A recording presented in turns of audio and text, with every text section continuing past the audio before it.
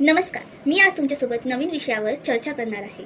आजकाल तुम्ही बघतच असाल की हुंडा ह्या विषयावर खूप जणांनी व्हिडिओ केलेले आहेत, पण मी तुम्हाला आत्ताच्या काळातला हुंडा कसा पद्धतीतला आहे ते सांगणार आहे। पूर्वी कसे लोक हुंडा घ्यायचे, छळायचे, हुंड्यासाठी त्या स्त्रीला मारहाण करायची, शिव्यागाळी करायचे, खूप त्रास द्यायचे आणि हुंडा पाहिजेच ह्या अपेक्षा करायची। पण आत्ताच्या काळात हुंडा म्हणजे असं घेतला जात नाही की सांगत नाही की पैसा पाहिजे, गाडी पाहिजे, डायरेक्ट असं मागत नाही, पण वेगळ्या पद्धतीने त्याचा त्रास देतात।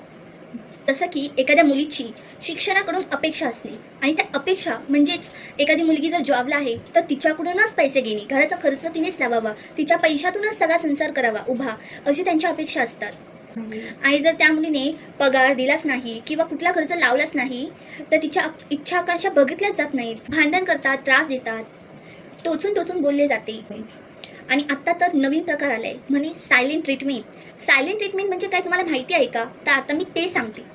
पूर्वी कसे लोक सुनेला मारायचे, झोडायचे, त्रास द्यायचे हुंड्यासाठी, पण आताच्या काळात तसं करत नाहीत। आताच्या काळात पूर्ण तिला असं वेगळं करून टाकतात, वाईट टाकल्यासारखं। तिला काहीच तिच्या मतांना किंमत नसते, तिला कसलीच किंमत नसते घरात। मग तिला कुठेतरी असं वाटतं की अरे आपण एकटेच आहोत, आपले सासरचे पण तसेच आणि नवरा पण तसाच, आपण जर ह्यांना पैसे द्यायचे तर आपण कुठेतरी विकले गेलो ना, पैसे दिले म्हणजेच चांगला संसार। आणि ही गोष्ट जर दुसऱ्या कोणाला सांगितली तर ते लोक काय म्हणणार की सासरच्यानी हुंडा तर नाही ना घेतला, मारहाण तर नाही ना केली, मग काय त्या बिचाऱ्यांनी काहीच केलं नाहीये। पण हे ती कोणाला सांगणार जर हे तुम्हाला पटतच नाहीये तर? मग अशा लोकांना बायकोची, सुनेची कदर नाही, फक्त पैसाच महत्वाचा वाटतो, अशा ठिकाणी राहण्यात काहीच अर्थ नाही। मग ती स्त्री आपल्या माहेरी हे सगळं सांगण्याचा प्रयत्न करते। मग ते माहेरची लोक, मध्यस्थी करणारी लोक, इतर लोक हे सगळे त्या स्त्रीला समजावतात की जाऊ देत, समाज काय म्हणेल या भीतीने तिला सांगतात तू संसार कर, होईल सगळं नीट। आणि मग त्या स्त्रीला मूल वेगळं होतं, हे सगळं तोपर्यंत असंच चालू असतं। तिला कुठेतरी वाटतं की मूल झाल्यावरती तरी सुधारतील, पण नाही, शेवटी ती कोणाला सांगणार, म्हणून ती आत्महत्या करते।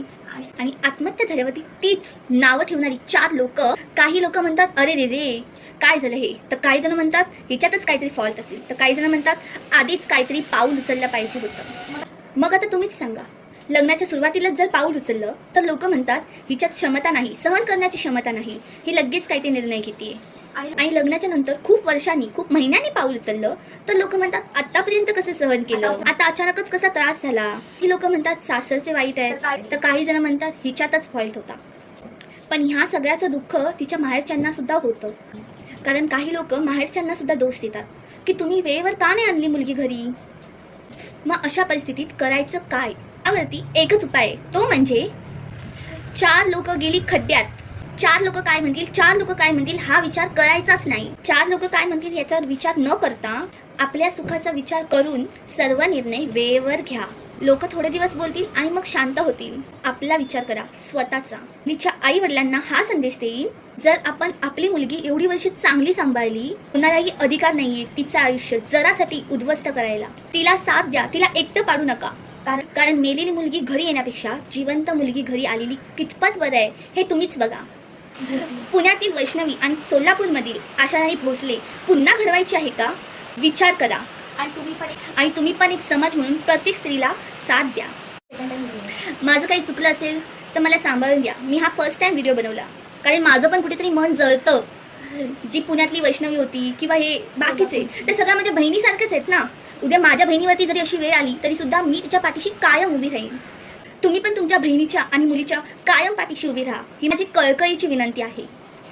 थँक्यू माझा व्हिडिओ पूर्ण ऐकल्याबद्दल।